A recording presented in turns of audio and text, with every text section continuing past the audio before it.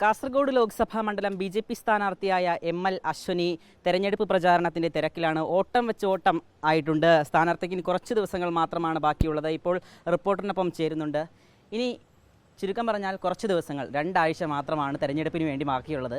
26-ാം തീയതിയാണ്, അറിയാലോ. എങ്ങനെയുണ്ട് ഈ അവസാന ഓട്ടം? നല്ല ശക്തമായിട്ടുള്ള ഓട്ടമാണ്. Because we have only few days in my hand. അപ്പോൾ എല്ലായിടത്തും ഇനി ഓടി എത്തണം. അപ്പോൾ 1 റൗണ്ട് ഓൾറെഡി കംപ്ലീറ്റ് ആയി. അപ്പോൾ രണ്ടാമത്തെ ഇതാണ് ഉള്ളത് റൗണ്ട്. അപ്പോൾ എനിക്ക് 3ാമത്തെ തവണയും പോകുന്നുണ്ടെന്ന് എൻ്റെ ആശ്രയമാണ്. അപ്പോൾ എനിക്ക് ഓടി എത്തുന്നുണ്ട് എല്ലായിടത്തേക്ക്.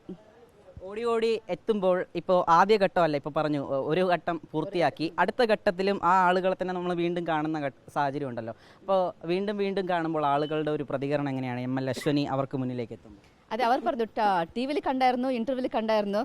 അപ്പോൾ പരിചയപ്പെടണമെന്ന് ഒരു ആശയമുണ്ടായി. പക്ഷെ നേരിട്ട് കാണുമ്പോൾ ഒരു നല്ല സന്തോഷമുണ്ട്. അപ്പോൾ പ്രാവശ്യം എന്തായെങ്കിലും അശ്വിനിക്ക് വോട്ട് കൊടുക്കുമെന്ന് പറഞ്ഞിട്ടുണ്ട്, ഉറപ്പായിട്ട് പറഞ്ഞിട്ടുണ്ട്.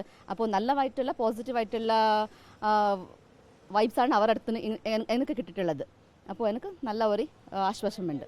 ഇതിൽ കൂടുതലൊരു ലേഡി കാൻഡിഡേറ്റ് എന്ന നിലയിൽ തന്നെ ഒട്ടുമിക്ക ഒരുപാട് പോകുമ്പോൾ ഈ സ്ത്രീകളുടെ ഒരു സ്വാധീനം കൂടെ കാണാൻ പറ്റുന്നുണ്ട്. കിട്ടുന്നുണ്ട്. ഒരു സ്ത്രീ ആയിക്കൊണ്ട് സ്ത്രീകളെ സ്വാധീനമുണ്ട്. അതേപോലെ സ്ത്രീകളെ ഒരു എന്താ പറഞ്ഞെങ്കിൽ സ്വീകരണമുണ്ട്. സ്ത്രീകൾ അടുത്ത് പോയിട്ടാകുമ്പോൾ അവർക്ക് നല്ല ഒരു പറഞ്ഞെങ്കിൽ അവർക്ക് സ്ത്രീ ആയിക്കൊണ്ട് എൻ്റെ അടുത്ത് വന്നിട്ട് അവർക്ക് സംസാരിക്കാൻ പറ്റുന്നുണ്ട്. നല്ല ഒരു മാറ്റങ്ങളുണ്ട്. പിന്നെ കഴിഞ്ഞ ദിവസം ഒരു വാർത്തയുണ്ടായിരുന്നു. അതിൽ ബി.ജെ.പിയിലെ ഒരു വിഭാഗം മാറി നിൽക്കുന്നു, അത് ബി.ജെ.പിക്ക് വോട്ട് ചെയ്യേണ്ടതില്ല, വോട്ട് ബഹിഷ്കരിക്കുന്നു എന്നാണ് പറഞ്ഞത്. സ്ഥാനാർത്ഥിയുടെ അതിൻ്റെ പ്രതികരണം എന്താണ്?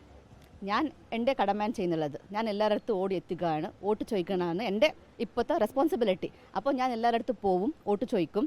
പിന്നെ പ്രശ്നങ്ങൾ എല്ലായിടത്തും ഉണ്ടാവും. പക്ഷേ ഞങ്ങളുടെ അടുത്ത് പ്രശ്നങ്ങൾ ഉണ്ട് എന്ന് പറഞ്ഞിട്ട് നിങ്ങളെ മീഡിയക്കാരാണ് പറഞ്ഞുള്ളത്. അല്ലാണ്ട് നമ്മളുള്ള ഒരു പ്രശ്നങ്ങളില്ല. So I am doing my responsibility. That's it. ഒരു വിഭാഗം വോട്ട് ബഹിഷ്കരിക്കുന്നു എന്ന് പറയുമ്പോൾ അത് ഫോട്ടോ അടക്കമാണ് നമ്മൾ വാർത്ത കൊടുക്കുന്ന സാഹചര്യത്തിലേക്ക് പോകുന്നത്. അത് അവർ പറയുന്ന നിരവധി ആവശ്യങ്ങൾ അവരുടെ ഭാഗത്തു നിന്ന് ഉണ്ടാകുന്നുണ്ട്. അത് അത്തരത്തിലൊരു വിഭാഗം മാറി നിന്നാൽ അത് സ്ഥാനാർത്ഥിയെ ബാധിക്കുമോ? ഒരിക്കലും ബാധിക്കില്ല. Okay, because I M confidently going everywhere and the people of Kasaragod district they know what they want. ഇപ്പോൾ ഓൾറെഡി നമുക്ക് ഭാരതത്തിൽ ഡെവലപ്മെൻറ്റ് ആയിട്ടുണ്ട്. അപ്പോൾ കാസർഗോഡ് ഡെവലപ്മെൻറ്റ് ഇല്ല എന്ന് ഒരു വിഭാഗത്തെ ജനങ്ങൾ മാറ്റി ചിന്തിക്കുന്നുണ്ട്. സോ ഈ ഒരു കാലഘട്ടത്തിൽ എനിക്കൊരു പ്രോബ്ലം ഉണ്ടാവില്ല എന്ന് ഞാൻ പറയുന്നുള്ളതാണ്.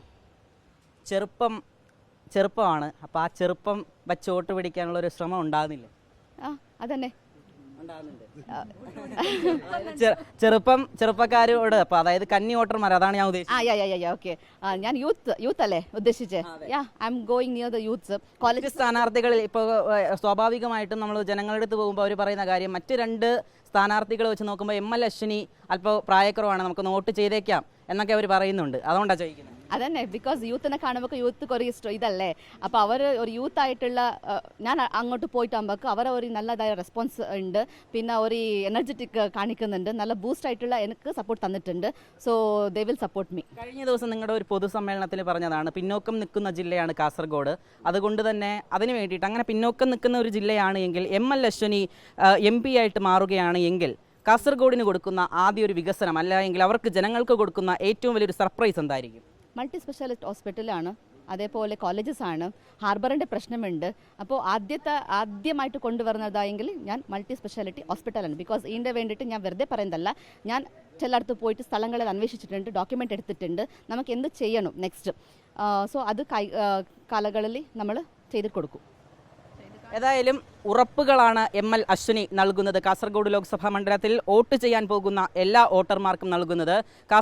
ഇനിയുള്ള കാസർഗോഡ് ആയിരിക്കില്ല. ഇനി അങ്ങോട്ട് എം.എൽ. അശ്വനി ഒരു MP ആയി മാറുകയാണെങ്കിൽ അതിൻ്റെ ഒരു പൂർണ്ണമായിട്ടുള്ളൊരു വിജയപ്രതീക്ഷ സ്ഥാനാർത്ഥിക്കുണ്ട്. വീഡിയോ ജേർണലിസ്റ്റ് രഞ്ജിത്ത് മന്നിപ്പാടിക്കൊപ്പം reporter Arjun Hema, in reporter, Kasaragod.